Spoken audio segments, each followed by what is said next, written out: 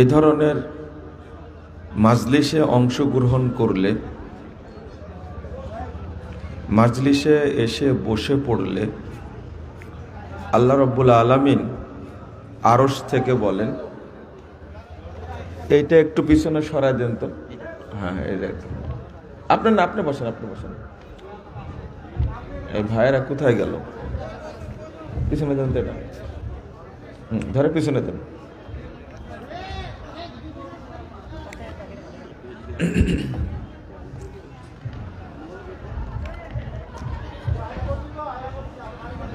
মাজলিসে বসা মানুষদের উদ্দেশ্যে আল্লাহ আসমান থেকে বলেন, যারা মাজলিসে অংশগ্রহণ করেছে আমি আল্লাহ তাদের সবাইকে ক্ষমা করে দিয়েছি। আল্লাহ আরেকটি কথা বলেন, তাদের পূর্বে যত পাপ ছিল আমি সমস্ত পাপকে নেকি দ্বারা পরিবর্তন করে দিয়েছি। আল্লাহ আরেকটি কথা বলেন, ফাআতাইতুহুম মা সালু, তারা মাজলিসে এসে আমার কাছে যা চেয়েছে আমি তাদেরকে তাই দান করেছি। আল্লাহ আরেকটি কথা বলেন, ওয়া আজারতুহুম মিম্মাস্তাজারু, আমি তাদের আমলনামায় পূর্ণ নেকি দান করেছি। এই চারটা কথা আল্লাহ যখন বলেন ফেরেশতাদেরকে সাক্ষী রেখে, ফেরেশতারা আল্লাহকে প্রশ্ন করে, ইয়া রব ফিহিম ফুলানুন আব্দুন খাত্তাব, আল্লাহ এদের মাঝে একজন লোক এসে বসে গেছে, লোকটা অনেক বড় পাপী মানুষ, নিকৃষ্ট খারাপ মানুষ। ইন্নামা মাররা ফাজালাসা মাআহুম, লোকটা রাস্তা দিয়ে যাচ্ছিল, অনেক মানুষ দেখে সে শুধু বসে পড়েছে। প্রথমত লোকটা অনেক বড় পাপী, দ্বিতীয়ত লোকটা এই সম্মেলনে আসেনি, এই লোকটা এসেছে এমনিতেই, দেখি কি বলে। তো ফেরেশতারা বলছেন, আল্লাহ এই মানুষটাকেও আপনি ক্ষমা করে দিয়েছেন? আল্লাহ তাদের উত্তরে বলছেন, ওয়ালাহু গাফারতু, আমি ওকেও মাফ করে দিয়েছি। তারপর আল্লাহ বলছেন, হুমুল জুলাসা, তারা এমন কিছু মানুষ এখানে অংশগ্রহণ করেছে তারা আমার কাছে এত প্রিয়, লা ইয়াশকা বিহিম জালিসুহুম, এদের মধ্যে এসে যেই বসে যাবে আমি তাকেই ক্ষমা করে দেব। কেউ নিরাশ হবে না, কেউ ক্ষমা থেকে বঞ্চিত হবে না। তো হয়তোবা আমাদের অজ্ঞতা, আমরা এই মাজলিসের যে মর্যাদা ফজিলত সেটাই জানি না। প্রোগ্রামে আসি আমরা, কিন্তু দোকানে থাকি, রাস্তায় থাকি, কিন্তু রব্বুল আলামিন বলছেন মাজলিসে এসে বসে পড়লে আমি তাকে ক্ষমা করে দেব। কারণ এই হাদিসটা তার প্রমাণ যে আল্লাহ রব্বুল আলামিন তাকেও ক্ষমা করে দিলেন, বড় পাপী হওয়া সত্ত্বেও শুধু এসে বসে গেছে তাই আল্লাহ মাফ করে দিয়েছেন। আল্লাহ যেন আমাদেরকে বোঝার তৌফিক দান করেন, আমিন। আজকের যে আপনারা আলোচনার বিষয় দিয়েছেন সেইটা নিয়ে একটু আলোচনা করি, আশা করি বোঝার চেষ্টা করবেন ইনশাআল্লাহ। মানহাজের গুরুত্ব। আল্লাহ রাব্বুল আলামিন বলছেন সূরা মায়েদা 48 নম্বর আয়াত, লিকুল্লিন জাআলনা মিনকুম শিরআতাও ওয়া মিনহাজা, তোমাদের প্রত্যেকের জন্য আমি শরীয়ত দিয়েছি এবং মানহাজ দিয়েছি। তাহলে শরীয়ত একটা আর মানহাজ একটা, দুইটাই দিয়েছেন। মানহাজ হলো শরীয়ত মানার নীতি বা পদ্ধতি। আল্লাহ তো নাজিল করেছেন সালাত, তো সালাত আপনি কিভাবে পড়বেন, এই পদ্ধতিটার নাম হলো কি? মানহাজ। কথা মনে থাকবে?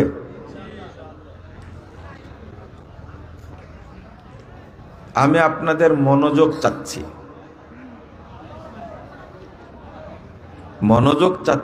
এই জন্যই যে এইটা যদি শুধু আমি বুঝাতে পারি,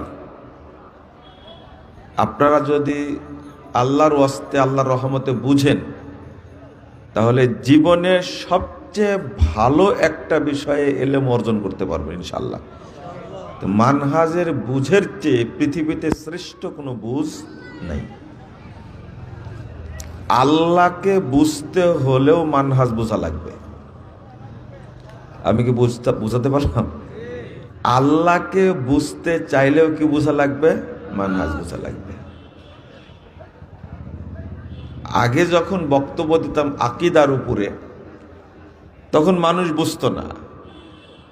জুমার খুতবা দিলাম 40-45 মিনিট, আমি ইমামের রুমে বসে আছি, মানুষ যাচ্ছে আর বলছে, মনে হয় 12-13 সালের দিকে, 11 সালের দিকে, তো বলছে যে 45 মিনিট খুতবা দিল, অথচ ছেলে বাচ্চার কয়টা দেওয়া লাগবে, ছাগল আর মেয়ে বাচ্চার কয়টা দেওয়া লাগবে, এটাই বলল না ইমাম সাহেব।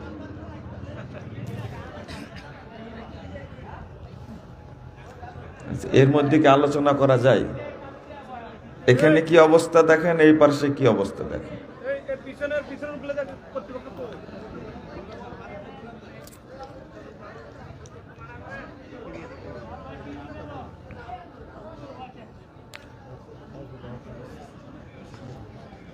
আজকে যখন মসজিদে খুতবা দেই, এই মুসল্লিগণ খুব ভালো মনোযোগ দিয়ে খুতবাটা আজকে শুনছেন, আমার খুব ভালো লাগছে। আর যে বাড়িতে আমাকে নিয়ে গেছিলেন, ছিলাম এতক্ষণ, এই বাড়ির মানুষও এত ভালো। একটা ছেলে আছে, না হলো নাইম, আর আমার সাথে এক ছেলে আসছে, এই যে বিরক্ত করেছে, আমি এই বাড়িওয়ালার কাছে ক্ষমা চাই। এতটাই আমাদেরকে খেদমত করতে চেয়েছেন, আল্লাহ তাদেরকে যা যায় খায়ের দান করুক, আমিন। আপনাদের সম্পর্কে তো আমার ধারণা ভালো, আলহামদুলিল্লাহ। আমাকে আলোচনাটা করার সুযোগ দেন, কথা বলেন না দয়া করে। তো কি বলছিলাম? খুতবা দিলাম আমি আকীদার উপরে, আর মুসল্লিরা শুনেছে কিসের উপরে? আকিকা, তাই না? ওর মাথায় সবসময় ছিল কি? আকিকা। কখন ছাগলের কথা বলবে, কয়টা ছাগল দিতে হবে, খাসি না কি আর একটা বলেন, বকরি। তাহলে চিন্তা করেন আকীদার উপরে আমাদের মানুষের কেমন চিন্তা ভাবনা। আর একটা হলো, বছর 4 আগে হবে হয়তোবা, করোনার আগে বাকি পরে প্রথম আমি মানহাজের উপরে খুতবা দেই আলামিন মসজিদে। ওই সময়ে কোনো এক বাসায়, আমি বলছি না নামটা, হয়তো উনি আলোচনা শুনলে মনে মনে হাসবেন। আসর পর থেকে আধা ঘন্টা 40 মিনিট আমি মানহাজ নিয়ে আলোচনা করছিলাম। তো মাগরিবের টাইম হয়ে গেল, ওযু করতে গেছি আমি, তো তারা আলোচনা করছেন, শিক্ষিত মানুষ বলছে, আচ্ছা মুজাফফর বিন মহসিন কি মাযহাবী হয়ে গেলেন? এটা কি মাযহাবের এত দাম? এটা তো কখনো বুঝিনি। আপনারা কি বুঝলেন বলেন তো? ওনার মাথায় ঢুকে আছে কি মাযহাব, আর আমি বলেছি কি মানহাজ। আজকে আপনারা কি বুঝবেন আল্লাহ ভালো জানে। আপনারা কি বুঝবেন? মানহাজ। ইনশাল্লাহ আল্লাহ যেন শুরুতেই কিন্তু দোয়াটা করে নিছি, তাই না? আল্লাহ যেন আমাদেরকে তাওহীদ এবং মানহাজের জ্ঞান দান করেন, আমিন। আমি কারো কাছে সাহায্য চাইনি, চাইছি আল্লাহর কাছে। আল্লাহ আমাদের সাহায্য করবেন ইনশাআল্লাহ। তো মানহাজটা এত গুরুত্বপূর্ণ, আমি এভাবে বলি। কেউ বলতে পারবেন এখানে কোন তরকারিতে লবণ লাগে না? হ্যাঁ,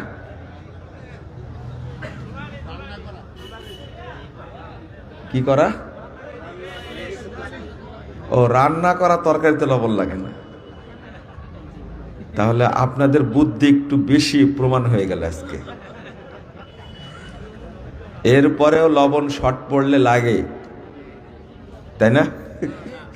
সুন্দর একটা উত্তর দিলেন, রান্না করা তরকারিতে লবণ লাগে না।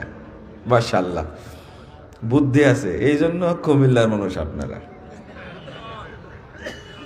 না হলে কুমিল্লার মানুষের মধ্যে মানে যারা রাষ্ট্র চালাচ্ছে কুমিল্লার মানুষই বেশি, তাই না? এই জন্য খুব পাওয়ারফুল।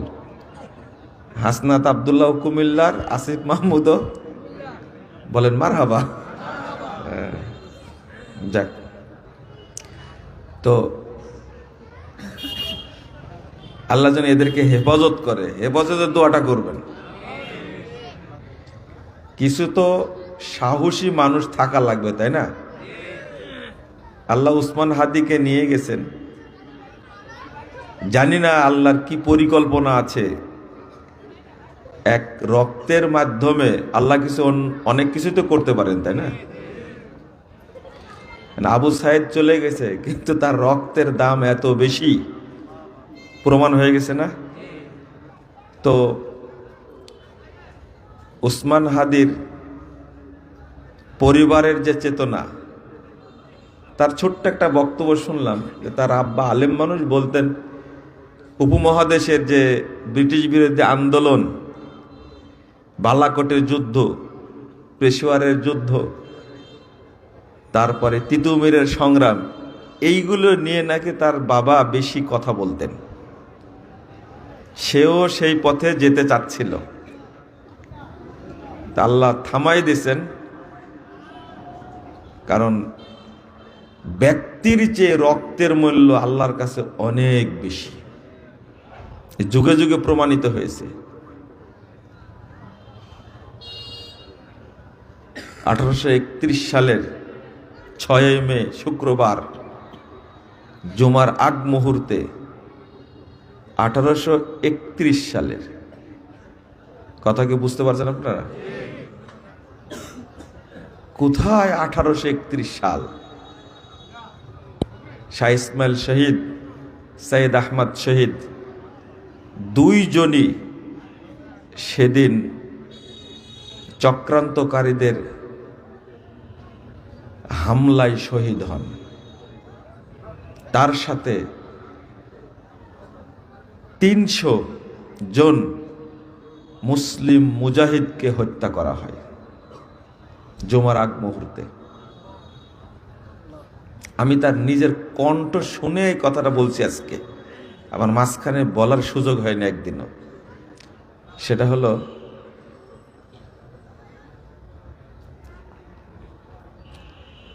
আমাদের উসমান হাদি, তাকে জুমার পরে গুলি করা হয়েছে, আর জুমার রাত্রিতে আল্লাহ তাকে নিয়ে গেছেন। একদিকে 12 তারিখ, পরে 18 তারিখ, তো জুমার রাত্রিতে 17 তারিখ রাত্রিতে, অর্থাৎ জুমার দিন বলে ওইটাকে, শরীয়তে চলে গেছে। এটা আর 2টা ভিডিওতে সম্ভবত শুনেছি, ছোট্ট ভিডিও, বালাকোটের কথা নিজে বলছে। আমার আব্বা বালাকোটের যুদ্ধের কথা বলতেন। এই যুদ্ধের নায়ক ছিলেন ব্রিটিশ বিরোধী আন্দোলনের সিফা সালার আল্লামা শাহ ইসমাইল শহীদ এবং আমিরুল মুজাহিদিন ছিলেন সৈয়দ আহমদ শহীদ। 2 জনকে আল্লাহ একদিনে পৃথিবী থেকে উঠে নিয়েছেন। কিন্তু স্বাধীনতা কি অর্জিত হয়নি?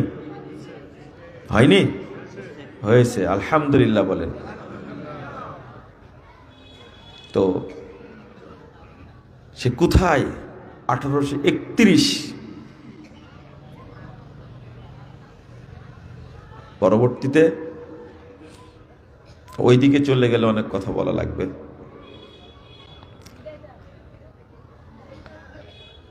1857 সালে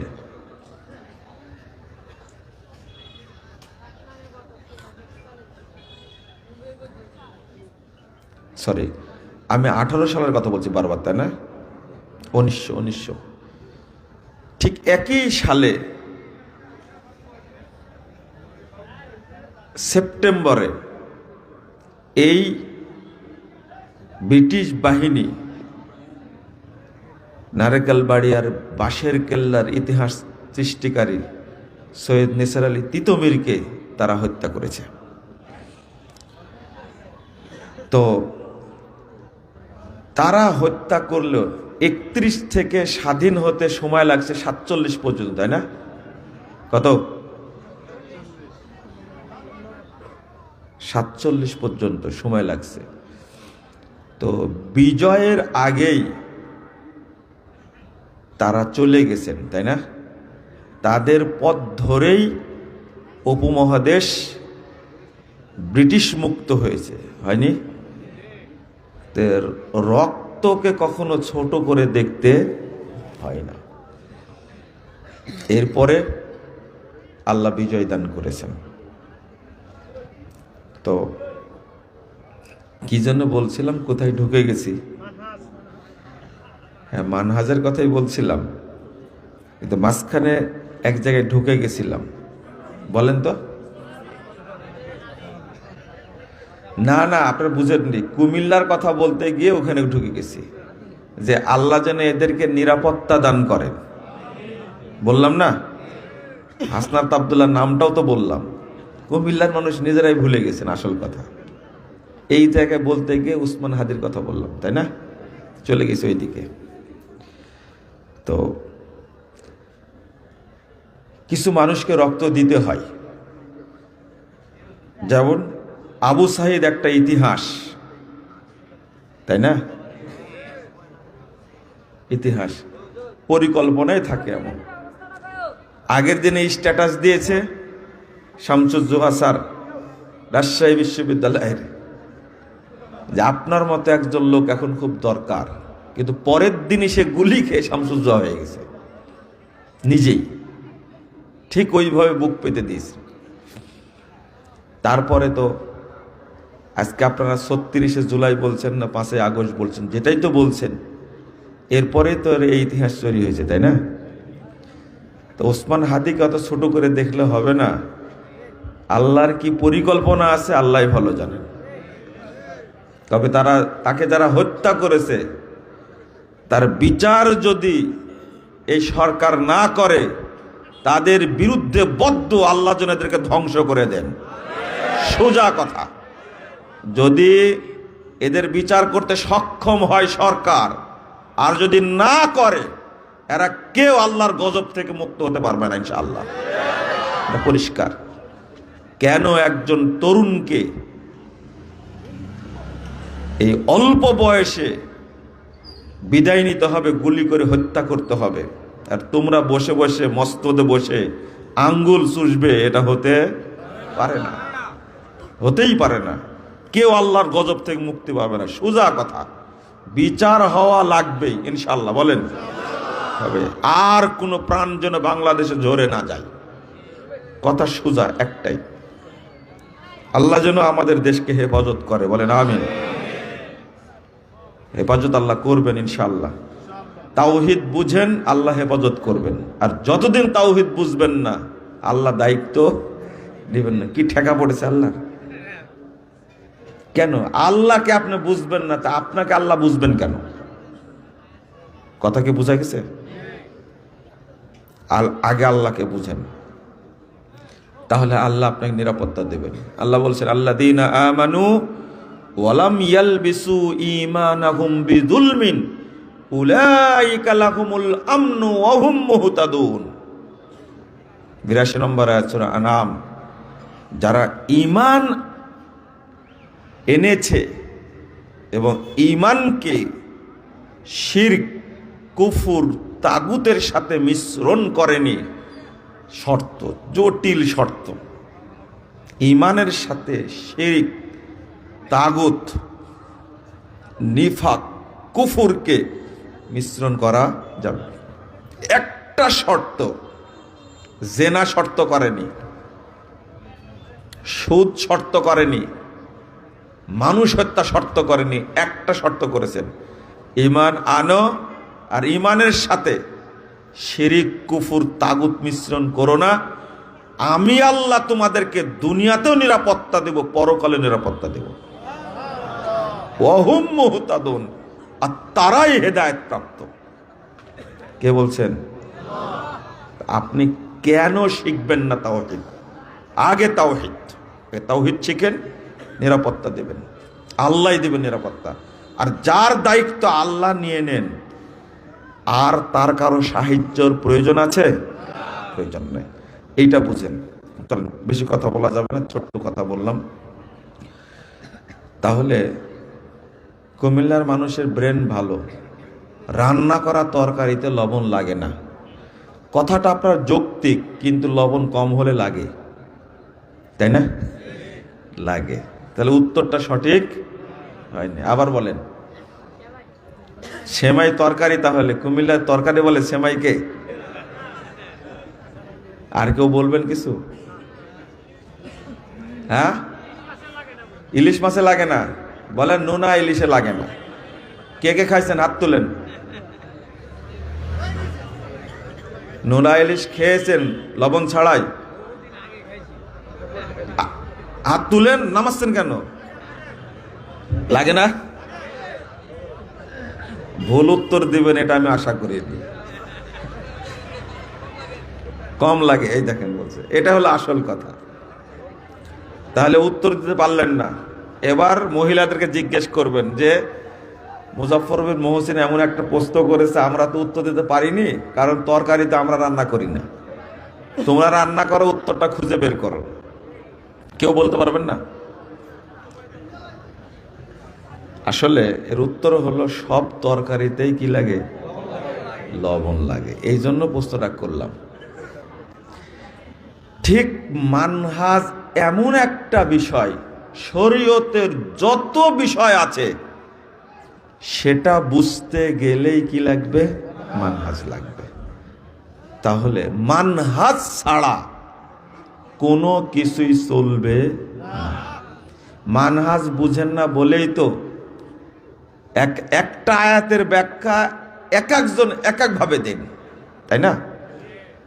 ইনফিরু খিফাফা ওয়া সিকালা ওয়া জাহিদু ফি সাবিলিল্লাহি বিআমওয়ালিকুম ওয়া আনফুসিকুম। 41 নম্বর আয়াত সূরা তওবা। এক হুজুর ওয়াজ করছে যে আল্লাহ বলছেন ইনফিরু খিফাফা ওয়া সিকালা, তোমরা পুটলা বড় হোক আর ছোট হোক আল্লাহর রাস্তায় বেরিয়ে যাও। তাহলে এনার কাছে এই আয়াতের অর্থ হলো গাট্টি। গাট্টি বুঝেন না? আচ্ছা, আরেকজন ওয়াজ করছে এই আয়াতের যে বোমা ছোট হোক আর বড় হোক, আল্লাহ বলছেন শুধু মারা লাগবে। যার সামর্থ্য আছে বড়টা মারবে, আর যার সামর্থ্য আছে কি। আর একজন ওয়াজ করছে একই আয়াতের, ইনফিরু খিফাফা ওয়া সিকালা, 1 টাকা হলেও দিতে হবে, 100 টাকা হলেও দিতে হবে, তাই না? বলেন তো কোনটা সঠিক? এইটা আর বলতে পারবেন না। এইটা বলার জন্য দরকার কি? মানহাজ। এবার জিজ্ঞেস করেন, এই আয়াতটা নাজিল হয়েছে সাহাবীদের উপরে, তাই না? তাদেরকে জিজ্ঞেস করেন আসল অর্থ কি। বুঝাতে পেরেছি এবার? আল্লাহু আকবার, কত সুন্দর সাহাবীর অর্থ করতে। আপনারা যেগুলো করলেন, ও আর এক হুজুর ওয়াজ করছে যে দল ছোট হোক আর বড় হোক, আমরা সংখ্যায় অল্প হই আর কম হই, দল গঠন করে না ছোট ছোট।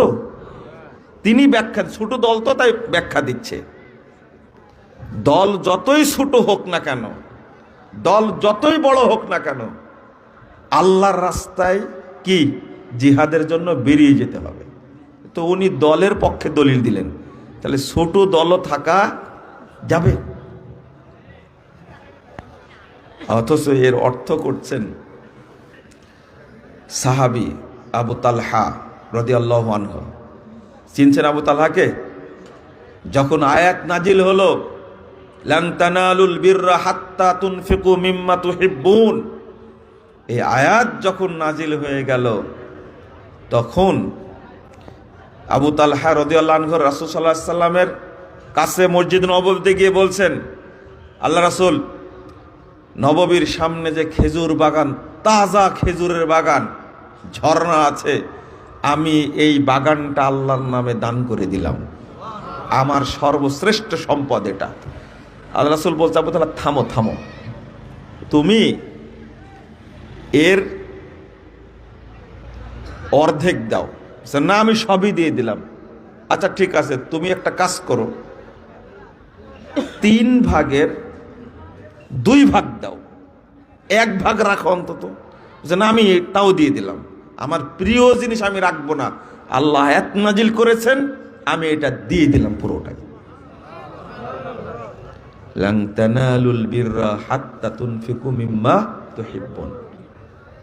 এই আয়াত নাজিল হওয়ার পরে যে সাহাবী প্রথম আল্লাহ রাসূল সাল্লাল্লাহু আলাইহি ওয়াসাল্লামের কাছে গেছিলেন, তিনি তার শ্রেষ্ঠ বাগান দান করে দিলেন। আল্লাহ বলছেন যে তোমাদের কাছে সর্বশ্রেষ্ঠ সম্পদ যেটা, সেইটা দান করার আগ পর্যন্ত তোমরা প্রকৃত ভালো নেকি অর্জন করতে পারবে লান তানালুল বিররা। ওই সাহাবীর কথা বলছি আমি, ওই সাহাবীর কথা বলছি। 82-83 বছর বয়স হয়ে গেছে, তিনি কোরআনের আয়াত পড়ছেন, এই আয়াতটাই পড়ছেন ওই বয়সে। ইনফিরু খিফাফা ওয়া সিকালা ওয়া জাহিদু ফি সাবিলিল্লাহ পড়তে গিয়ে তিনি বলছেন, আমার আল্লাহ, আরে আল্লাহ আমাদেরকে নির্দেশ দিচ্ছেন, আন্নানফিরা, আমরা যেন বের হই, শুয়ুখান ওয়া শুব্বানা, আমাদের যাদের বয়স বেশি, যাদের বয়স অল্প, আমরা যেন সবাই আল্লাহর রাস্তায় বেরিয়ে যাই। আল্লাহ এই নির্দেশ দান করছেন, ফাজাইয়ুনি, আমার সন্তানরা আমাকে যুদ্ধের পোশাক পরিয়ে দাও, বসে থাকার সময় নেই। তখন তার সন্তানরা বলছেন, ইন্নাকা তাকজু মা নবী সাল্লাল্লাহু আলাইহি সাল্লাম ওয়া মা আবু বকর ওয়া ওমর ওয়া আলআন নাহনু নাকজু। আপনি বলেন কি, আপনি রাসূলের সাথে যুদ্ধ করেছেন, আপনি আবু বকরের সাথে যুদ্ধ করেছেন, আপনি ওমরের সাথে যুদ্ধ করেছেন রাদিয়াল্লাহু আনহুম, এখন যুদ্ধ করব আমরা? আপনার বয়স তো 82-83 বছর হয়ে গেছে, আপনাকে বের হতে হবে না। কারো কথাই শুনলেন না, নিজের রাখা যুদ্ধের পোশাক পরে বেরিয়ে গেলেন। বৃদ্ধ মানুষ, এবার বুঝলেন আয়াতের ব্যাখ্যাটা কি? বুঝলেন না মনে হয়, তাই না? হ্যাঁ, যে সমস্ত ব্যাখ্যার কথা আগে বললাম আর এখন যেটা বললাম মিল আছে? এটাই হলো যুবক বৃদ্ধ সবাই মিলে কি, এইটাই হলো অর্থ। যৌবনকালে আপনি দিন মানবেন না, শরীয়ত মানবেন না, দাওয়াতি কাজ করবেন না, বুড়া হলে করবেন, এটার অর্থ এটা না। সব অর্থ ভুল। সাহাবী যে ব্যাখ্যা দিয়েছেন এটাই কি সঠিক, এটাই মানহাজ, এটাই মানহাজ। তাহলে যেটা বললাম, মানহাজ ছাড়া কোনো আয়াত বোঝা যাবে না। আমি এটাই বলতে চাইছি। সহিহ ইবনে হিব্বান আপনার 1731 নম্বর হাদিস, সনদ সহিহ, এইভাবে বর্ণিত হয়েছে। ওই শুধু উদাহরণ দিতে গিয়ে এই আয়াতটা বললাম। মানহাজ না বুঝার কারণে একটা আয়াতের ব্যাখ্যা আমরা এক একজন এক এক রকম দিই, মিল সাহাবীদের সাথে নাই, সাহাবীদের সাথে ব্যাখ্যার মিল নাই। আপনাদের আরেকটু মনোযোগ চাচ্ছিলাম। 2484 নম্বর হাদিস সহিহ মুসলিমের মধ্যে এসেছে মানহাজ শব্দের অর্থ। মানহাজ শব্দটা আসছে ইবনু মাজার মধ্যে আসছে, মুসনাদ আহমদের মধ্যে আসছে। মানহাজ, মানহাজ মানে আলোকিত পথ। মানহাজ মানে জান্নাতের পথ। মানহাজ মানে সিরাতে মুস্তাকিম। ইহদিনাস সিরাতাল মুস্তাকিম সিরাতাল্লাযীনা আনআমতা আলাইহিম। এই যে এই মানহাজ অর্থ এটা। অর্থাৎ রাসূল সাল্লাল্লাহু আলাইহি ওয়াসাল্লামের যুগ, সাহাবীদের যুগ, তাবিঈদের যুগের লোকজন যারা মুমিন ব্যক্তি, নেককার সলেহ বান্দা, তাদেরকে বলা হয় সালাফ। আর আল্লাহ আমাদেরকে সেই নির্দেশ দান করেছেন, ইহদিনাস সিরাতাল মুস্তাকিম। আল্লাহ আপনি আমাদেরকে সোজা পথ দেখান, সিরাতাল্লাযীনা আনআমতা আলাইহিম, তাদের পথ যাদের উপরে আপনি কি করেছেন, অনুগ্রহ করেছেন, তাদের পথ। কাদের উপরে অনুগ্রহ করেছেন? 2652 নম্বর হাদিস সহিহ বুখারীর মধ্যে এসেছে। রাসূল সাল্লাল্লাহু আলাইহি ওয়াসাল্লাম বলছেন, খায়রুন নাসে করনি। ভালো করে শুনেন, খায়রুন নাসে করনি, আমার যুগের মানুষরা, নেককার বান্দারা হলো শ্রেষ্ঠ মানুষ। সুম্মাল্লাযীনা ইয়ালুনাহুম, এর পরের যুগটা হলো সাহাবীদের যুগ। সুম্মাল্লাযীনা ইয়ালুনাহুম, এর পরের যুগটা হলো তাবিঈদের যুগ। এই তিন যুগের মানুষ হলো শ্রেষ্ঠ মানুষ, যারা নেককার বান্দা, আল্লাহ তাদের উপরে ইহসান করেছেন। সিরাতাল্লাযীনা আনআমতা আলাইহিম উলাইকাল্লাযীনা আনআমাল্লাহু আলাইহিম মিনান নাবিয়্যিন ওয়াস সিদ্দিকিন ওয়াশ শুহাদা ওয়াস সালিহিন। কারা? কাদের উপরে ইনাম করেছেন? নবী, সিদ্দিক, শহীদ, সালেহিন। এই চার শ্রেণীর মানুষের উপর আল্লাহ অনুগ্রহ করেছেন। আর আল্লাহ বলছেন, তোমরা এদের পথে পরিচালিত হওয়ার জন্য আমার কাছে সাহায্য চাও। এজন্য সবচেয়ে শ্রেষ্ঠ দোয়া হলো, সর্বশ্রেষ্ঠ দোয়া হলো ইহদিনাস সিরাতাল মুস্তাকিম। এটাই হলো আসল। তো আপনি এখন বলবেন, এই তিন যুগের শ্রেষ্ঠ মানুষদেরকে বলা হয় সালাফ। কি বলা হয়? সালাফ। আর সালাফ শব্দের অর্থ হলো অগ্রগামী, পূর্ববর্তী, যারা আগে চলে গেছেন। এটা আল্লাহ রাসূলের ভাষা। ইলহাকি সালাফানা সালেহ আল খায়ের। তার মেয়ে যখন মারা গেলেন তখন আল্লাহ রাসূল তাকে লক্ষ্য করে বলছেন বিদায়ের সময়, আমাদের ভাই যারা আগে চলে গেছেন সালাফ, তুমি তাদের অন্তর্ভুক্ত হয়ে যাও। আল্লাহর নবী নিজে ভাষাটা বলছেন। সালাফ শব্দটা কোরআনে আসছে, হাদিসে অনেক জায়গাতে আসছে। মা আয়েশা রাদিয়াল্লাহু আনহা ফাতেমা রাদিয়াল্লাহু আনহাকে জিজ্ঞেস করছেন, যখন মৃত্যু চলে এসেছে, আল্লাহ রাসূল মারা যাবেন, ঠিক এই মুহূর্তে আপনারা বাদাম খাচ্ছেন নাকি? সি সি সি সি সি, না না খাচ্ছেন। নাউযুবিল্লাহ, আস্তাগফিরুল্লাহ। বাদাম খাওয়ার লজিক লাগে একটা, বুঝছেন? বাদামটাকে ঠিক মতো টিপ না দিলে ও ফাটে না, ওটা সোজা করে টিপ দেওয়া লাগে, তাই না? এরপরে ওটা খোলা লাগে যত্নে, যদি একটা দানা পড়ে যায়, দানাটা ধরে একটা চাপ দেওয়া লাগে, না হলে কি সোজাটা পড়ে না। এরপরে আপনি মুখে দিবেন, টার্গেট থাকতে ভিতরে যেন পড়ে, বাইরে যেন না যায়। এত চিন্তা করলে হা করে তাকা আছেন আপনি, চিন্তাটা বাদামের মধ্যে আছে। আমার বক্তব্য বুঝবেন না আপনারা, আমার আলোচনাটা বুঝেন। আমাকে ডেকে নিয়ে এসে কষ্ট দেওয়ার কোনো মানে হয়? আমি এই আলোচনা করেছি আর আপনি বাদাম খাচ্ছেন, না, এটা মেনে নেওয়া যায় না। মা আয়েশা রাদিয়াল্লাহু আনহা জিজ্ঞেস করছেন, যখন কান্নাকাটি করছিলেন ফাতেমা রাদিয়াল্লাহু আনহা, বাপ তো মারা যাচ্ছেন, তো আল্লাহ রাসূল ডাকলেন, মেয়েকে ডেকে কি যেন তার কানে বললেন, স্বাভাবিক হয়ে গেলেন। ফাতেমা রাদিয়াল্লাহু আনহা স্বাভাবিক হয়ে গেলেন। তখন একই বছরে জন্ম দুইজনার, ফাতেমা রাদিয়াল্লাহু আনহা আর আয়েশা রাদিয়াল্লাহু আনহা, বান্ধবীর মতো।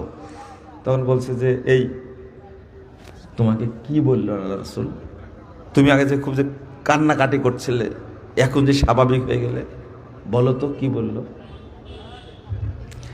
তখন বলছেন, আব্বা ডেকে আমাকে বলছেন, নি'মাস সালাফু আনা লাক ফা ইন্নী নি'মাস সালাফু আনা লাক। তুমি কাঁদছো কেন? আমি তোমার জন্য অগ্রগামী হচ্ছি, এইটা তোমার জন্য কত ভালো না? অর্থাৎ আমি যাচ্ছি, আমার পরে প্রথম তুমি যাবে, তোমার সাথে আমার প্রথম সাক্ষাৎ হবে। এই জায়গায় আল্লাহ রাসূল সালাফ শব্দটা ব্যবহার করেছেন, অর্থাৎ যারা আগে গত হয় তারা কি সালাফ। তাহলে সাহাবী, তাবেঈ আর রাসূলের যুগের যারা, তাদেরকে আমরা কি বলবো? সালাফ। সালাফ, মানহাজুস সালাফ, বলেন তো সবাই। একটা শব্দ মানহাজ কি, আর একটা হলো সালাফ, মনে থাকবে? সালাফ, মানহাজুস সালাফ মানে সালাফদের নীতি, সালাফদের মানহাজ। যারা এই সালাফদের মানহাজ মেনে চলে তাদেরকে কি বলে? বলেন কি? সালাফি। কি বলে? সালাফি। আমরা কি সবাই বলেন তো, পারেন কিনা? এই শব্দটা সালাফি এবং আহলুল হাদিস শব্দটা, এটা একটা জিহাদ, এটা একটা ইতিহাস।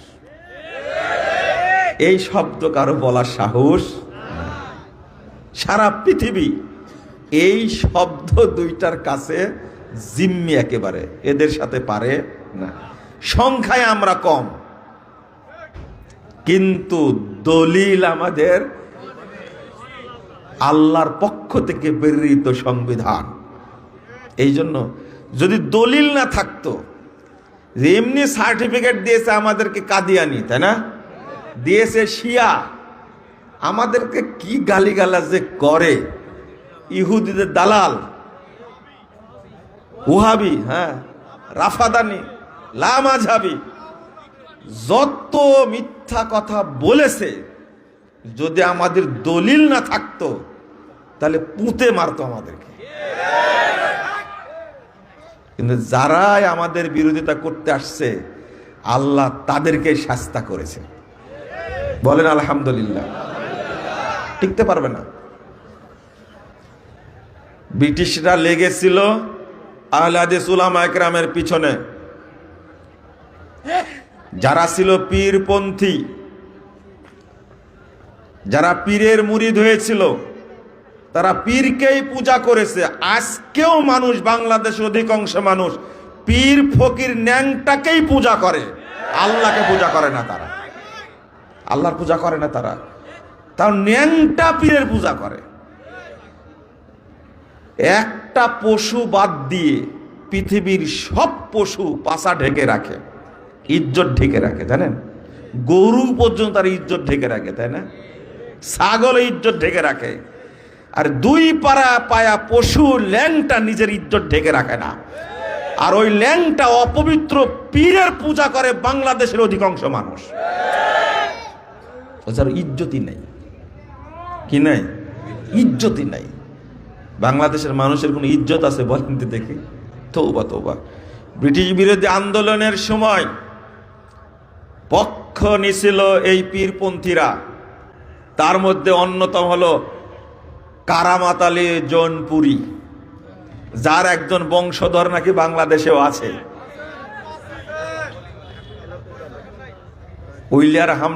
উইলিয়াম হান্টার, দি ইন্ডিয়ান মুসলমান, এই গ্রন্থের মধ্যে শেষ পৃষ্ঠায় লিখে গেছে কারামাত আলী জৌনপুরীর কথা। আর এই মাজার পূজারি পীর আহলে হাদিসদেরকে গালি দেয়। এর লজ্জা পিছনের দিকে না সামনের দিকে এটা বোঝা যায় না। ওর লজ্জা কোথাও নাই। সেই সময়ে তারা মুরিদদের নজর নেওয়াজ খাওয়া নিয়ে ব্যস্ত ছিল। পীরেরা ভুঁড়ি মোটা করেছে। আর ওই সময় শিখদের বিরুদ্ধে, ওই সময় ইংরেজদের বিরুদ্ধে জীবন দিয়েছে, জমি দিয়েছে, জায়গা দিয়েছে, বাড়ি সম্পদ সবকিছু বিলিয়ে দিয়েছে, ফাঁসিতে ঝুলেছে, আন্দামান দ্বীপে দ্বীপান্তরিত হয়েছে আহলে হাদিস উলামা কেরাম। এরপরে আহলে হাদিসদের দমন করা যায়নি। তার প্রমাণ আপনি আকীদা খুঁজে নেন। শাহ ইসমাইল শহীদ কে ছিলেন? সাইদ আহমদ শহীদ কে ছিলেন? সৈয়দ নিসার আলী তিতুমির কে ছিলেন? আল্লামা ইনায়েত আলী কে ছিলেন? আল্লামা বেলায়েত আলী কে ছিলেন? যদি খুঁজে নিতে পারেন তখন ইতিহাস প্রকাশিত হবে। আপনি খুঁজেন দেখি পারেন কিনা।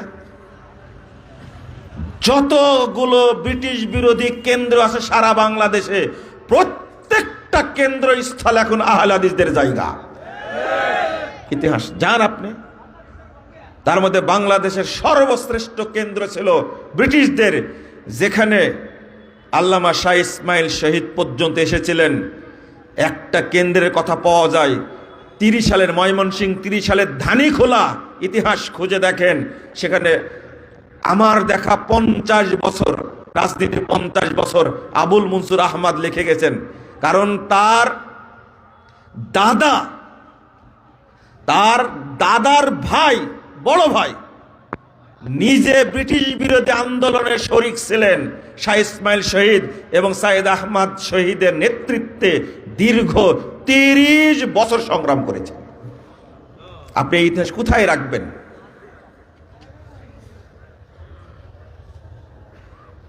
আপনাদের বিষয়টা গুছিয়ে বলার চেষ্টা করছি।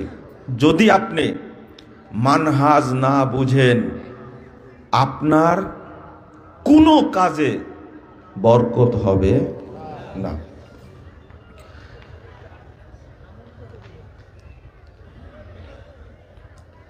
তিনটা জিনিস এখানে আসলো। একটা হলো মানহাজ, একটা হলো সালাফ, আর একটা কি বলেন? সালাফি। আমরা কি সালাফি? বলেন আলহামদুলিল্লাহ। মনে হয় সবাই বলেননি। সালাফি শব্দটা সবাই বলেননি। সালাফি নিজে দাবি করা, এটা যে কত ভাগ্যের ব্যাপার। প্রমাণ দেন একটা, যে আমরা সালাফদের বুঝ মানি না, কিন্তু বাংলাদেশের অধিকাংশ মানুষ সালাফদের আকীদাও মানে না, আমলও মানে না। আমি একবারে চোখের সামনে আপনাকে পয়েন্ট টু পয়েন্ট ধরে ধরে বুঝাই দিব আপনাকে। চলেন ইনশাল্লাহ, যতগুলো প্রমাণ দিব আপনি নিজেই বুঝতে পারবেন, আপনি নিজের বুঝ নিয়ে চলছেন। আল্লাহ রাব্বুল আলামিন বলছেন, কথাগুলো শুনেন, 137 নম্বর আয়াত সূরা বাকারা। আবারও সেই উসমান রাদিয়াল্লাহু আনহুর কথায় আসলো, যে আয়াতের মধ্যে উসমান রাদিয়াল্লাহু আনহু আয়াত পড়ার সময় তাকে হত্যা করা হয়, সেই আয়াত এটা। এই আয়াতের উপরে রক্ত পড়েছিল, উসমান রাদিয়াল্লাহু আনহু হত্যা করা হয়। আল্লাহ বলছেন, ফাইন আমানু বিমিসলি মা আমানতুম বিহ। এই আয়াতটা অন্তত বুঝেন। ফাইন আমানু বিমিসলি মা আমানতুম বিহ, তোমরা যেভাবে ঈমান এনেছো ঠিক ওইভাবে অন্যরাও যদি ঈমান আনে, তোমরা যেভাবে শরীয়ত বুঝেছো অন্যরাও যদি ওইভাবে বুঝে, তোমরা যেভাবে শরীয়ত মেনে চলছো ঠিক এইভাবে যদি অন্যরাও মেনে চলে, ফাকাদ ইহতাদাও, তাহলে তারাও হেদায়েত পাবে। বিরাট শর্ত কিন্তু এখানে। আলহামদুলিল্লাহ সুবহানাল্লাহ বলার আগে বুঝেন, কঠিন কথা। সাহাবীদেরকে আল্লাহ বলছেন, ফাইন আমানু বিমিসলি মা আমানতুম বিহ, তোমরা যেভাবে ঈমান এনেছো, তোমরা যেভাবে আকরারতুম, তোমরা যেভাবে শরীয়ত বুঝেছো, তোমরা যেভাবে মেনে চলছো, এইভাবে যদি অন্যরাও মানে, ফাকাদ ইহতাদাও, তারাও হেদায়েত পাবে। ওয়াইন তাওয়াল্লাও, যদি এই শর্ত যদি তারা প্রত্যাখ্যান করে, এই শর্ত থেকে যদি মুখ ফিরিয়ে নেয়, ফাইন্নামা হুম ফি শিকাক, তাহলে তারা গুমরাহির মধ্যেই থাকবে, তারা এই দলাদলি বিভক্তির মধ্যেই থাকবে, তারা হেদায়েত পাবে না। একবারে সোজা সুজি কথা, একবারে কোনো কথাই জোর নাই, একবারে পরিষ্কার। এই আয়াতের মধ্যে দুইটা বাক্য আসছে, কোরআনের মধ্যে শ্রেষ্ঠ বাক্য, শার্ত এবং মাশরুত দুইটা শব্দ আসছে, জটিল শব্দ।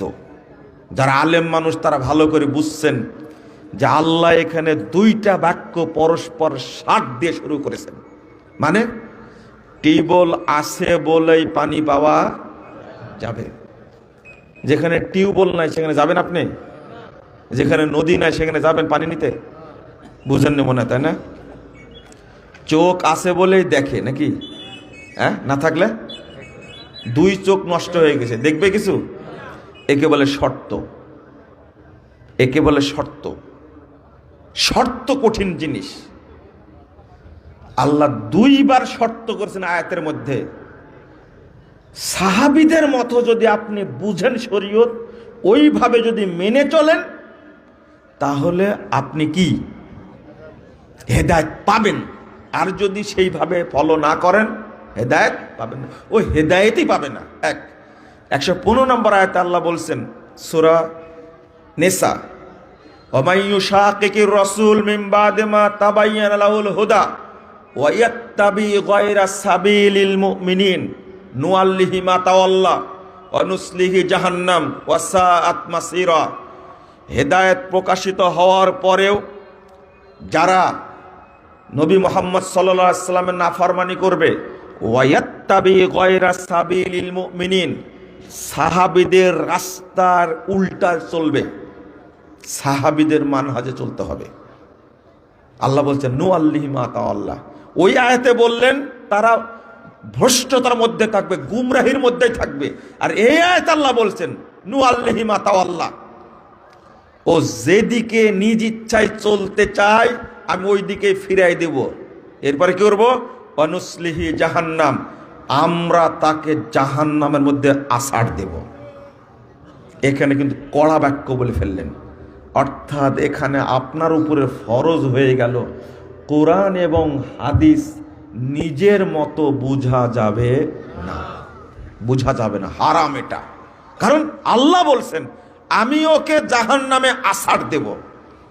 আর ইমাম তাবারি রাহিমাহুল্লাহ বলছেন ইয়াত্তাবি গায়রা আহলি তাসদিক ওয়া ইয়াসলুকু মিনহাজান গায়রা মিনহাজিহিম যালিকা হুয়াল কুফরু বিল্লাহ। এই দেখেন কাদিয়ানীদেরকে কেমনে কাফের বলি দেখেন। ইমাম তাবারি রাহিমাহুল্লাহ এই আয়াত পেশ করে বলছেন যারা সাহাবীদের আহলুত তাসদিক তারাই শরীয়তের সত্যায়ন করেছেন, তারাই শরীয়তের বাস্তব রূপ দিয়েছেন। যদি কেউ তাদের উল্টা পথে চলে ওয়া ইয়াসলুকু মিনহাজান গায়রা মিনহাজিহিম, তাদের মানহাজ ছাড়া অন্যের নীতিতে চলে, অন্যের পথে চলে, যালিকা হুয়াল কুফর বিল্লাহ, এটা আল্লাহর সাথে কুফরি। এই জন্য আল্লাহ বলছেন আমি তাদেরকে জাহান্নামের কি করব, আছাড় দেব। আছাড় দেব বুঝেন তো, আমি নুসলিহি জাহান্নাম, আমি তাকে জাহান্নামে আছাড় দেব। অত সহজ না। আপনি ইচ্ছা অনুযায়ী ব্যাখ্যা করবেন। ব্যাখ্যা করছে ইয়া আইয়ুহাল্লাযীনা আমানু তাকুল্লাহ ওয়াবতাগু ইলাইহিল ওয়াসিলা, 35 নম্বর আয়াত সূরা মায়েদা। হে ঈমানদারগণ তোমরা আল্লাহকে ভয় করো এবং ওসিলা তালাশ করো, অর্থাৎ তোমরা পীর ধরো। আল্লাহর কালামের তুমি অপব্যাখ্যা করেছো, তোমার ছাড় নাই, তুমি ইহুদির চেয়েও খারাপ। কেন করলে তুমি ব্যাখ্যা? আর একটা কি তোমার উপরে নাজিল হয়েছে, তোমার বাপের উপরে নাজিল হয়েছে? সারা বাংলাদেশে এই পীরপন্থী শয়তানগুলো আল্লাহর কালামের অপব্যাখ্যা করেছে। এখানে এই আয়াত হলো পীর ধরার আয়াত। আর বলছে সাধারণ জাজের কাছে যেতে হলে উকিল লাগে, আর আল্লাহর কাছে যেতে হলে পীর ছাড়া সম্ভব না। কত বড় মিথ্যুকেরা, কত বড় মিথ্যুকেরা! অথচ সাহাবীরা বলছেন, এর অর্থ কি? লা হাওলা ওয়ালা কুওয়াতা আই তাকাররাবু ইলাইহি, তোমরা বিতাআতিহি, তোমরা আল্লাহর নৈকট্য হাসিল করো তার আনুগত্য করে, ওয়াল আমালি বিমা ইউরজিহি, আর যে আমুল করলে আল্লাহ সন্তুষ্ট হবেন সেই আমুলের মাধ্যমে। বেকুব, তুমি মুশরিক বলেই আল্লাহর সাথে বেঈমানিটা করতে পেরেছো। আল্লাহ কি এমনি বলেছেন ওয়াইন আতাতুমুহুম ইন্নাকুম লামুশরিকুন ওয়া ইন্নাশ শায়াতিনা লাইয়ুহুনা ইলা আউলিয়াহিম, ইবলিস শয়তান মানবরূপী শয়তানদের কাছে ওহী করে লিউজাদিলুকুম। সূরা নাম 121 নম্বর আয়াত। আল্লাহ রাব্বুল আলামিন বলছেন ওয়াইন আতাতুমুহুম, যারা ইবলিসের এজেন্ট মানুষের মধ্যে, যারা ইবলিসের দালাল, যারা ইবলিসের চামচা, যারা ইবলিসের প্রতিনিধিত্ব করে মানুষের মধ্যে থেকে, ফাইন আতাতুমুহুম, তোমরা যদি তাদের ফলো করো, তাদের অনুসরণ করো, ইন্নাকুম লামুশরিকুন, অবশ্যই তোমরা মুশরিক হয়ে যাবে। বাংলাদেশে যত পীরের মুরিদ আছে এই আয়াত প্রমাণ করে সবগুলো মুশরিক, সব মুশরিক, সব মুশরিক। এমনি মুশরিক ও মাজার পূজা করে, মুশরিক না? ও পীরকে সেজদা করে তো এমনি মুশরিক, ও খাঁটি কাফের, ও খাঁটি কাফের। এই আয়াতকে কিভাবে ঢাকবেন আপনি? আল্লাহ কি এমনি বলেছেন এই কথা? কেমনে ব্যাখ্যা করলে এটা? আস্তাগফিরুল্লাহ। সাহাবীরা এর অনুবাদ করছেন প্রত্যেক তাফসিরে। ইমাম ইবনে কাসির রাহিমাহুল্লাহ বলছেন লা খিলাফা বাইনাল মুফাসসিরিন, এই আয়াতের অর্থের ব্যাপারে পৃথিবীর কোনো মুফাসসিরের মধ্যে দ্বিমত নেই। তুমি দ্বিমত করলে কেন? আপনি কি বুঝলেন আমার কথাটা? তাকাররাবু ইলাইহি, বিতআতিহি, তোমরা আল্লাহর সন্তুষ্টি অর্জন করো, তোমরা আল্লাহর সন্তুষ্টি অর্জন করো তার আনুগত্যের মাধ্যমে। ওয়াল আমালি বিমা ইউরজিহি, আর ওই আমুলের মাধ্যমে যে আমুল করলে আল্লাহ কি করা যাবে, আল্লাহকে খুশি করা যাবে। আপনি কি বুঝতে পারছেন কথাটা? তা এখানে পীর আসলো কোথায়? ন্যাংটা পীর আসলো কোথায়? আসলো এখানে পীর। তুমি এই আয়াতের ভুল অর্থ করলে কেন? আরে কাদিয়ানীদেরকে কাফের বলে দিয়েছি, ওরা সার্টিফিকেট একটা পেয়েছে। কাদিয়ানীরা সার্টিফিকেট একটা পেয়েছে কোরআনের একটা আয়াতের, অপব্যাখ্যা করেছে 40 নম্বর আয়াত সূরা আহজাব, মা কানা মুহাম্মাদুন আবা আহাদিম মির রিজালিকুম ওয়ালাকিন রাসূলুল্লাহি ওয়া খাতামান নাবিয়্যিন। কাদিয়ানী শয়তানগুলো বলেছে মুহাম্মদ নবী তবে শেষ নবী না, মুহাম্মদ নবী তবে শেষ নবী না। শুধু এতটুকু বলেছে, মোহাম্মদ সম্পর্কে আল্লাহ বলেছেন খাতামান নাবিয়্যিন, মোহাম্মদ আংটিওয়ালা নবী। এই হারামখোর, মোহাম্মদের হাতে যে আংটি ছিল তুমি কোথায় পেলে? মোহাম্মদ সাল্লাল্লাহু আলাইহি সাল্লামের হাতে যে আংটি ছিল তুমি কোথায় পেলে? কোরআনের কোন আয়াত দ্বারা প্রমাণ পাওয়া যাবে? কোনো প্রমাণ নাই। আরে বেকুব, যে হাদিসে মোহাম্মদ সাল্লাল্লাহু আলাইহি সাল্লাম আংটি ব্যবহার করে বলে উল্লেখ হয়েছে, ওই হাদিসের মধ্যে উল্লেখ করা হয়েছে আনা খাতামুন নাবিয়্যিন লা নাবিয়্যা বাদি, আমি হলাম শেষ নবী, আমার পরে কোনো নবী আসবে না।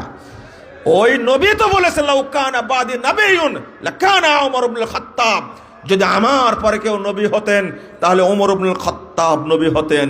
যেহেতু ওমর নবী হয়নি, পৃথিবীতে আর কেউ নবী হতে পারবে না। আল্লাহ নবী সমাধান করে দিয়েছে মালুন, আল্লাহ যেন কাদিয়ানীদেরকে ধ্বংস করে দেন, বলেন আমিন। কাদিয়ানীর এত খারাপের খারাপ, বলছে মোহাম্মদ নবী, এতে কোনো সন্দেহ নাই, তবে মোহাম্মদ শেষ নবী না। শুধু এতটুকু বলার কারণে কাদিয়ানীরা কি কাফের, তাদের সার্টিফিকেট একটা হওয়ার কারণে কাফের। আর বর্তমান বাংলাদেশে যারা কোরআনে তাফসীর করে, কোরআনে অপব্যাখ্যা করে, তাদের সার্টিফিকেট কিন্তু গুণে শেষ করতে পারবেন না। তার মধ্যে এটা একটা। তুমি কেন অনুবাদ করলে? তুমি ওসিলা বুঝো না? নবী মুহাম্মদ সাল্লাল্লাহু আলাইহি সাল্লাম বলছেন 3 জন ব্যক্তি পাহাড়ে আটকা পড়েছিল, হাদিস শুনেননি আপনারা? ওইটা কি ব্যাখ্যা দেওয়া লাগবে? তারা ওসিলা করেছিল কি দিয়ে? নিজ নিজ আমল দিয়ে আল্লাহর কাছে ওসিলা করেছিল। এটাই হলো ওয়াবতাগু ইলাইহিল ওসিলা, ওসিলা তালাশ করো তোমরা। আর হারামখোররা বলছে পীর ধরো। কোথায় পেয়েছো তোমরা পীর ধরার কথা? এখানে কোরআনের আয়াত নিয়ে ফাইসলামি, বাটপারি। এটা তোমার বাপের কালাম নাকি তুমি আল্লাহর কালাম সম্পর্কে বাজে কথা বলবে? ইউহাররিফুনাল কালাম আল্লাযীনা হাদু ইউহাররিফুনাল কালাম আম্মা মাওয়াদিহি। 46 নম্বর আয়াত। আল্লাহ রাব্বুল আলামিন বলছেন ইহুদিদের স্বভাব হলো আল্লাহর কালেমার অর্থকে কি করে দেয়? বিকৃত করে দেয়, পরিবর্তন করে দেয়। মনে রেখো, আহলে হাদিসগণ তোমার কাছে ভিক্ষা চাইতে যায় না। আল্লাহ রাব্বুল আলামিন বলছেন ওয়ালা ইয়াতুনাকা বিমাসালিন লাজিনাকা বিল হক ওয়া আহসানা তাফসীরা। সূরা ফুরকান 33 নম্বর আয়াত। আল্লাহ বলছেন মুহাম্মদ শোনো, তারা তোমার কাছে যে বিষয়গুলো নিয়ে আসে জানার জন্য, ইল্লা জিনাকা বিল হক, আমি সেটার সমাধান দিই ওহী দ্বারা, হক দ্বারা। ওয়া আহসানা তাফসীরা, আর সর্বোত্তম তাফসীরের ব্যাখ্যা কি হবে সেটাও আমি বলে দিই। এ বলছেন। তাহলে এই কোরআনুল কারিমের মালিক নাজিল করেছেন আল্লাহ রাব্বুল আলামিন, তাই না? কার উপরে? মুহাম্মদ সাল্লাল্লাহু আলাইহি সাল্লামের উপরে। এই কালামের ব্যাখ্যাও দিয়েছেন কে? আল্লাহ। এই ব্যাখ্যাই হলো হাদিস। এই ব্যাখ্যাই কি? হাদিস। আল্লাহ নিজেই বলছেন লা তুহাররিক বিলিসানাক, তুমি তোমার জিহ্বাকে তাড়াহুড়া করাও না। ফাইদা করানাহু ফাত্তাবি কুরআনা সুম্মা ইন্না আলাইনা বায়ানা। বুঝেন ভালো করে। আল্লাহ বলছেন আমরা যখন তেলাওয়াত করি, ফাত্তাবি কুরআনা, হে মুহাম্মদ সাল্লাল্লাহু আলাইহি সাল্লাম আপনি শুধু তার অনুসরণ করেন। সুম্মা ইন্না আলাইনা বায়ানা, এর ব্যাখ্যা দেওয়ার দায়িত্ব আমাদের উপরে। কে বলছেন? আল্লাহ। তাহলে ব্যাখ্যা কে নাজিল করেছেন? কোরআন কে নাজিল করেছেন? আল্লাহ। তোমার কাছে ব্যাখ্যা নিতে যাব কেন?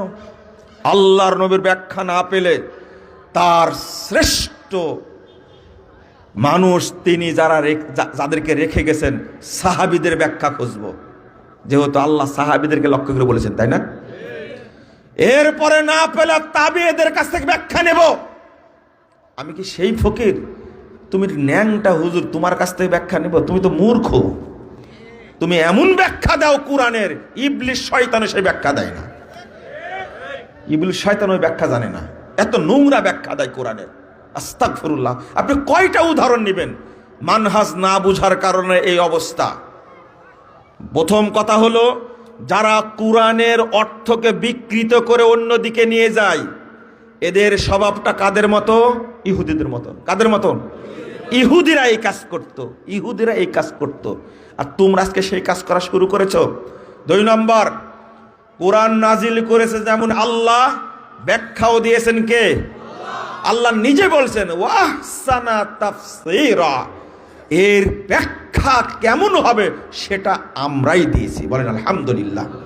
আমি তোমার কাছে ব্যাখ্যা নিতে যাব কেন? একজন ব্যাকুব বলছে, শোনেন এখানে একটা কথা বলে নি, ওইটা পরে বলবো, ভুলে যাবো হয়তো। এখানে একটা কথা বলে নি, একটু বুঝেন তো একটু। ফাইদা করানাহু ফাত্তাবি কুরআনা, কে বলছেন এটা? ভালো করে বুঝেন, কে বলছেন? আমরা যখন তেলাওয়াত করি, আল্লাহর নবীর কাছে তেলাওয়াত করতেন কে? তা আল্লাহ যে বলছেন আমি তেলাওয়াত করি,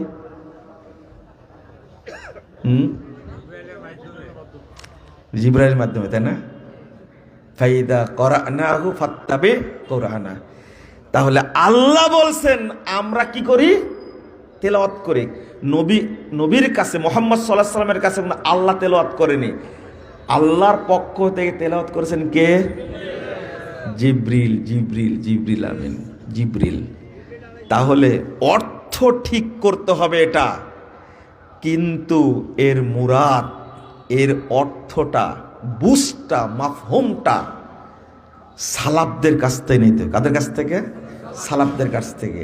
কারণ আমরা জানি আল্লাহ মোহাম্মদকে তেলাওয়াত করে শোনাননি। কে শোনাইছেন? জিবরিল। কার পক্ষ থেকে? আল্লাহর পক্ষ থেকে। তাই তাহলে আর একটা আয়াত বলেন তো। একজন ভণ্ড পীর, এতই পদের বদ, পাগড়ি দিয়ে বলছে হাতের সাথে হাত লাগান। আল্লাহ বলছেন, আয়াত পাঠ করছে ইয়াদুল্লাহি ফাওকা আইদিহিম, বলছে এই যে এই হাতের উপরে আল্লাহর হাত আছে। আল্লাহ তো বলছেন, তাই না? একটু বুঝেন, ইয়াদুল্লাহি ফাওকা আইদিহিম, এই আয়াতটা নাজিল হয়েছে হুদাইবিয়ার সন্ধির সময়। ইয়াদুল্লাহি ফাওকা আইদিহিম, তাদের হাতের উপরে কার হাত আছে? আল্লাহর হাত আছে। এখন পীর সাহেব যখন বায়াত করাচ্ছেন মুরিদদের, তখন পীর বলছে এই হাতের উপরে আল্লাহর হাত আছে। তুমি ভণ্ড পীর আর তোমার হাতের উপরে আল্লাহর হাত আছে। আচ্ছা বলেন তো দেখি স্পষ্ট, ইয়াদুল্লাহি ফাওকা আইদিহিম, নবী সাল্লাল্লাহু আলাইহি ওয়াসাল্লাম যখন বায়াত করাচ্ছিলেন সাহাবীদেরকে, তখন আল্লাহর নবীর না সাহাবীদের হাতের উপরে কার হাত ছিল? বলেন কার হাত ছিল? আল্লাহর হাত ছিল। এটাই শরীয়তের বুঝ, এটাই শরীয়তের বুঝ। এখানে হাত ছিল, আল্লাহর পক্ষ থেকে হাত দিয়েছিলেন মুহাম্মদুর রাসূলুল্লাহ সাল্লাল্লাহু আলাইহি ওয়াসাল্লাম। তখনও আল্লাহর নবী বলতে পারেননি আমার হাতের উপরে কার হাত আছে। আর হারামখোর পীর এই মুশরিক বলছে আমার হাতের উপরে কি আছে? আল্লাহর হাত আছে। আপনি কি বুঝলেন আমার কথাটা? আমার বক্তব্য কেউ বুঝতে চায় না। কাকে বুঝাবো আমার বক্তব্য? ও কিসসা কাহিনী নাই, তাই না? আমি বলতেই থাকবো যতদিন বেঁচে আছি ইনশাল্লাহ, এইগুলোই বলবো, কেউ না বলবো, আমি এইগুলোই বলবো। আমার জন্য দোয়া করবেন, আমি এইগুলোই বলবো ইনশাল্লাহ। তুমি বুঝবা মানে কোরআনের অর্থ তো বিকৃত করলে কেন? তুমি আগে জেনে নাও সাহাবা কেরামের অর্থ কি বলছেন। বলছে আগে ভার্সন ছিল কি জানেন? আগে ভার্সন ছিল শরীফ, মক্কা শরীফ, মদিনা শরীফ, হাদিস শরীফ, কোরআন শরীফ, মাজার শরীফ, দরগা শরীফ ছিল না? নতুন ভার্সন আসলো পরবর্তীতে মুবারক। কি মুবারক? জুতা মুবারক, পায়খানা মুবারক, পেশাব মুবারক, দান দান মুবারক, টুপি মুবারক, পাগড়ি মুবারক, লাঠি মুবারক আসলো না? এখন নতুন ভার্সন শুরু হয়েছে। কেন আপনারা জুমা মুবারক শুনেননি? ঈদ মুবারক শুনেননি? শুনেছেন না?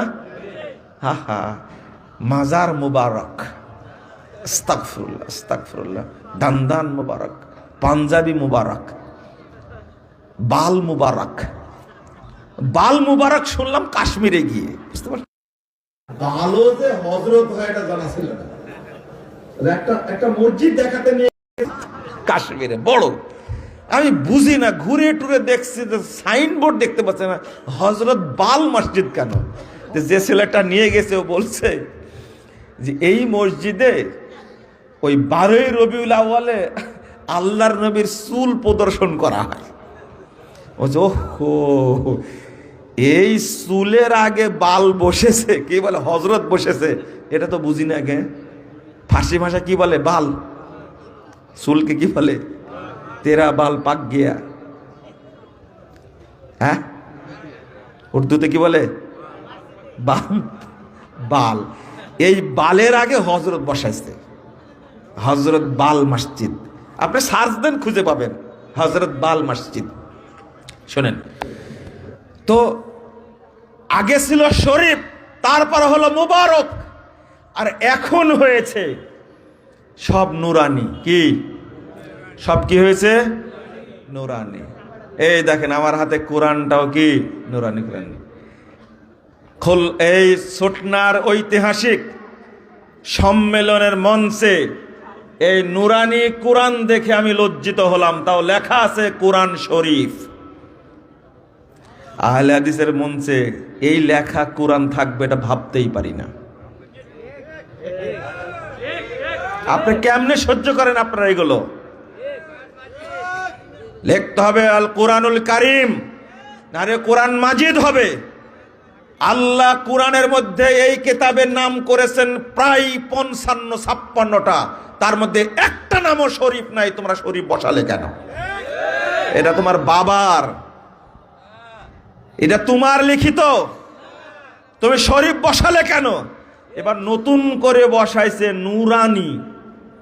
নুরানি না, নুরানি পাঞ্জাবি, নুরানি টুপি, নুরানি সুরমা, নুরানি আতর, নুরানি মাদ্রাসা। কেন জানেন? সুফির আরো আপডেট হয়েছে। আল্লাহু নূরুস সামাওয়াতি ওয়াল আরজ। বলেন তো, আল্লাহু নূরুস সামাওয়াতি ওয়াল আরজ, আল্লাহ আসমান জমিনের কি? জোরে বলেন, মালিক। ভালো করে অর্থ, নূর তো করেছেন, অর্থ কি? আল্লাহ আসমান জমিনের কি? বলেন নাউজুবিল্লাহ। আহলে হাদিসরা অর্থ করছে আল্লাহ আসমান জমিনের মালিক, তাই না? এই দেখেন কোরআনের 12টা কিভাবে বাজায়। কে শিখাইছে এটা? কে শিখাইছে? যে হুজুরে অর্থ করেছে বাক্যই বুঝে না। আল্লাহু নূরুস সামাওয়াতি ওয়াল আরজ, আল্লাহ শব্দের পরে তখন মুজাফ হয়েছে, তুমি দেখো না এটা? তাহলে অর্থটা কি হবে? আমার অর্থ বলার দরকার নাই। এই বেকুবরা বলছে আল্লাহু নূরুস সামাওয়াতি ওয়াল আরজ। এই আয়াত দিয়ে উল্লেখ করছে আল্লাহর নূরে নবী পয়দা, নবীর নূরে সবকিছুর পয়দা। এই কোরআনটাও আল্লাহর নূর। বলেন নাউজুবিল্লাহ। তোমার নূরের আভা পেল সূর্য, না, তোমার নূরের আভা চাঁদকে দিলে চাঁদ জ্যোৎস্না পেল। এই গান বলা হারাম। তুমি এই গান বলো কেন? একটা ছেলের কণ্ঠ, গতদিনে গানটা শুনলাম, আহনাফ সম্ভবত নাম, আহনাফ ছেলেটার নাম, বাচ্চা ছেলে, কণ্ঠ দারুণ, সে এই গান গাচ্ছে। তুমি কেন গানটা গাছলে? তুমি কোরআন তেলাওয়াত করো, বাজে গান বলো না। তুমি কোরআনের হাফেজ হও, আল্লাহ তোমার কণ্ঠে বরকত দান করুক। এই বাজে গান গায়ও না। মানে আল্লাহর নূরের আভাটা পেয়েছে চাঁদ, তাই চাঁদ জ্যোৎস্না পেয়েছে, তাই না? একটু নাউজুবিল্লাহ বলেন না। দেখছেন কিভাবে অর্থ বিকৃত করে? এই বেকুব, আল্লাহর গন্ধ আছে? আছে? আল্লাহর গন্ধ নাকি ফুল পেয়েছে? আল্লাহর গন্ধ আছে? আল্লাহ সম্পর্কে বাজে ভাষা উল্লেখ করা যায়? তোমার নামে গান গাওয়া হলে গান সুন্দর হয়। এই সৃষ্টির দিকে তাকালে চোখ ভালো হয়? হ্যাঁ, চোখ ভালো হয়? কোন শয়তান বলেছে এটা? এটা ইবলিশ শয়তান বলেছে। আমার কথাগুলো লোড নিতে কেউ পারে না। 10 বছর লাগবে বুঝতে। কয় বছর? 10 বছর লাগবে। তুমি বললে কেন? সৃষ্টির দিকে তাকালে চোখ ভালো হয়, এটা কে বলেছে? এটা একটা জাল হাদিস। জাল হাদিস বলতে যেটা বুঝাচ্ছি সেটা হলো, একটা জাল হাদিস আসছে, সালাসাতুন ইয়াজিদনাল বাসার, 3টা জিনিস চোখের জ্যোতি বৃদ্ধি করে। একটা হলো আলমার হাসানা, তওবা তওবা, সুন্দরী মহিলার দিকে দেখলে চোখের পাওয়ার বেড়ে যায়। আবার নাউজুবিল্লাহ বলেন না, হাদিস বলছি তো আমি। আল খাজরাওয়াত, আর সবুজ ঘাসের দিকে তাকালে চোখের জ্যোতি বৃদ্ধি পায়। আল মাউল জারি, আর প্রবাহিত নদীর পানি দেখলে চোখের পাওয়ার বৃদ্ধি পায়। এই বেকুব, এই হাদিস সহি হলে ডাক্তাররা কি করে খাবে? হ্যাঁ, এত বড় মিথ্যা কথা প্রচার করে। আপনি কি বুঝলেন? সৃষ্টির দিকে তাকালে চোখ ভালো হয়ে যায়, কথাটাও মিথ্যা। আল্লাহর গন্ধ পেল নাকি ফুল, তাই ফুল কি স্নিগ্ধ ছড়ায়। বেকুব কোথাকার, যে গান লেগেছে এ হয় সুফি, মাজার পূজাতি, বেদাতি, ও আল্লাহকে চিনে নেয় বেকুব। তারপরে আল্লাহর রংকে পেল। আমি আপনাকে কিভাবে বুঝালে বুঝবেন? প্রতিটি কথাই খারাপ। খুঁটিবিহীন ওই আসমান, একটা গান আছে না, প্রসঙ্গ আসছে তাই বলছি, এই গান গাওয়া হারাম। আর একটা গান, আরশের মেহমান তুমি, বলে না, হারাম। গান বললেই কাফের হয়ে যাবে সে, অবশ্যই কাফের হয়ে যাবে। গান বললে কাফের হবেই। আল্লাহর সিফাতকে নিয়ে বোকামি করো না। তুমি আল্লাহকে মানতে চাও না, আল্লাহকে বলো নিরাকার, আর বলছে আল্লাহর নূর পেয়ে চাঁদ জ্যোৎস্না পেল, আল্লাহর গন্ধ পেয়ে ফুল সুরভিত হলো। বেকুব কোথাকার, তুমি আল্লাহকে তো বিশ্বাসই করো না। হ্যাঁ, ও আল্লাহ সম্পর্কে বলছে আল্লাহর ধন নবী পেয়ে আল্লাহ গেছেন গায়েব হয়ে, নবীর ধন খাজা পেয়ে শুয়ে আছেন আজমিরে, কেউ ফিরে না খাজি হাতে, খাজারে তোর দরবারে। হারাম খোর তুমি, এত বড় খারাপ কথা আল্লাহ সম্পর্কে বলে। আল্লাহ বলতে কিছু নাই, আল্লাহ অদৃশ্য হয়ে গেছে, নিশ্চিহ্ন হয়ে গেছে, এটা হলো তাদের আকীদা। সে আল্লাহর গন্ধ তুমি কি করে পেলে? গান যেটা ইচ্ছে সেটাই বলা যায়। সাবধান, আল্লাহ সম্পর্কে বাজে কথা বলবা না। এই গানের কথা বলছি, ভালো করে শুনে রাখেন। লা মাওজুদা ইল্লাল্লাহ, লা মাকসুদা ইল্লাল্লাহ, এটা কি কলবের গান নাকি? এটা মনে হয় লা মাকসুদা ইল্লাল্লাহ, লা মাহবুবা ইল্লাল্লাহ, মা ফি কলবি গায়রিল্লাহ। এই বেকুব, এর অর্থ লা ইলাহা ইল্লাল্লাহর অর্থ লা মাবুদা বিহাক্কিন ইল্লাল্লাহ, আল্লাহ ছাড়া সত্য কোনো মাবুদ নাই। এর অর্থ সাহাবীরা অর্থ করেছেন।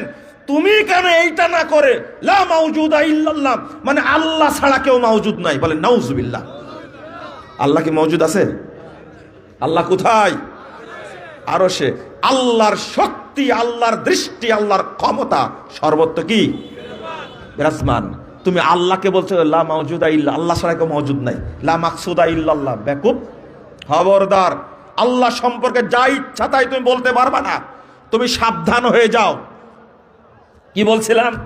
আল্লাহু নূরুস সামাওয়াতি ওয়াল আরদ, এটা বলে শেষ করে দেব। আমার সময় কত রয়েছে তাও তো জানি না আমি।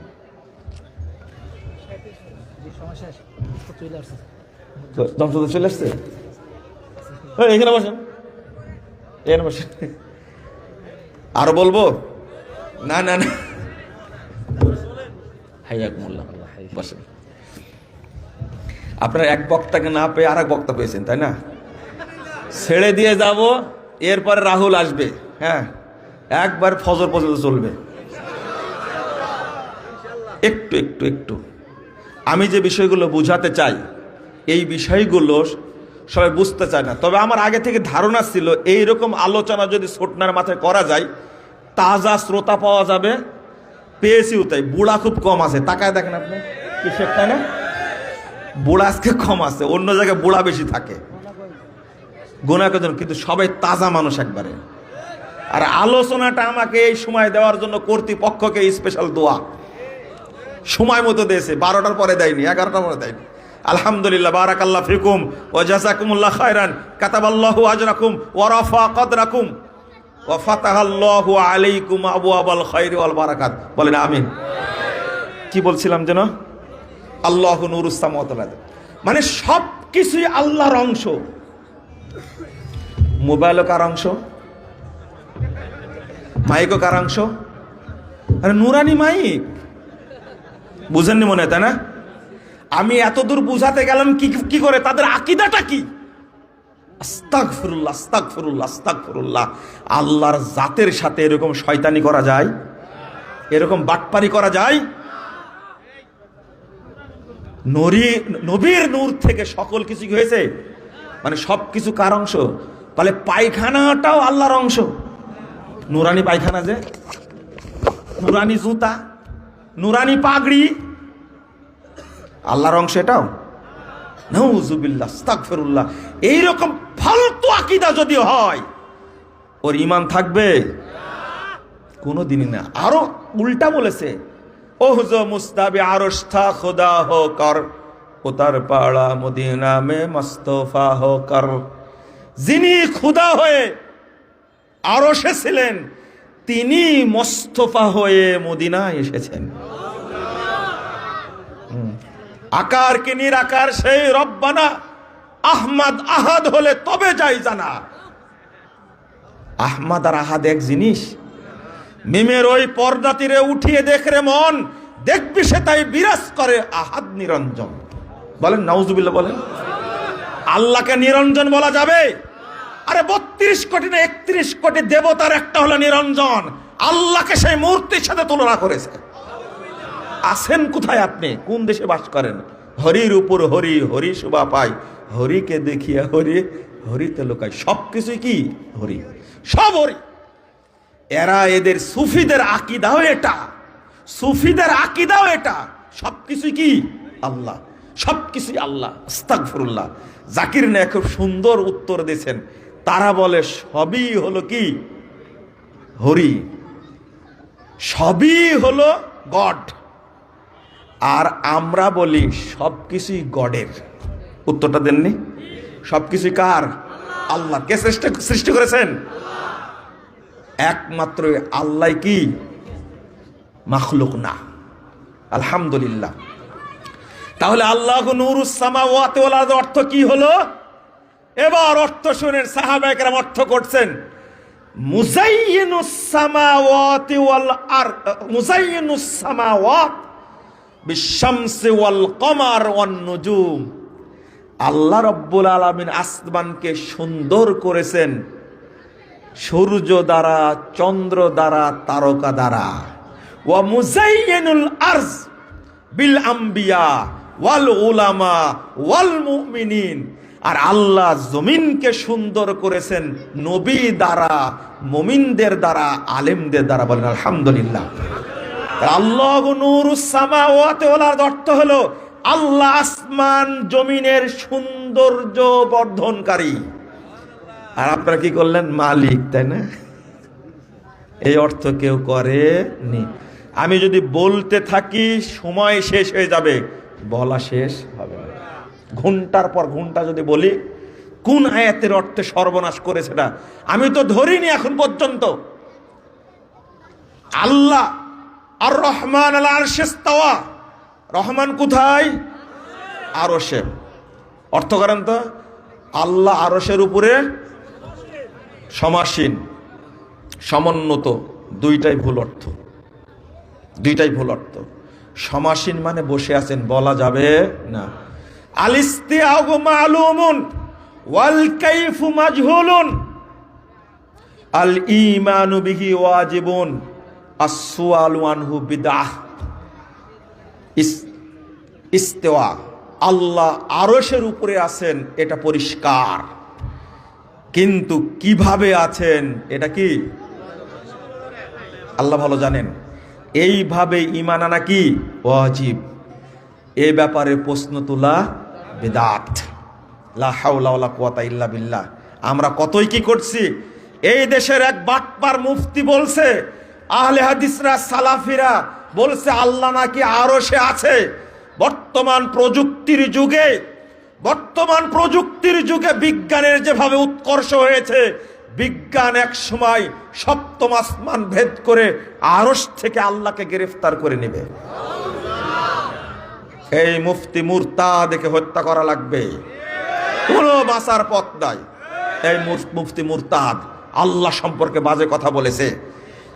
আসমানের প্রথম দরজা কেউ খুলতে পারবে আল্লাহর অনুমতি ছাড়া? যেতে পেরেছে অতদূর কেউ? হারামখোর মুফতি, তোমাকে কালেমা শাহাদত পড়া লাগবে। আমরা দোয়া করি আল্লাহ তোমাকে হেদায়েত দান করো। সারা দেশের বেদাতে আলেমদের জন্য দোয়া আমার, আল্লাহ তুমি এই সমস্ত বেদাতীদেরকে হেদায়েত দান করো। আল্লাহ তুমি তাদেরকে তাওহীদের বুঝ দান করো। আল্লাহ সম্পর্কে বাজে কথা বলেছে, বদবাখত, খারাপ কথা বলেছে।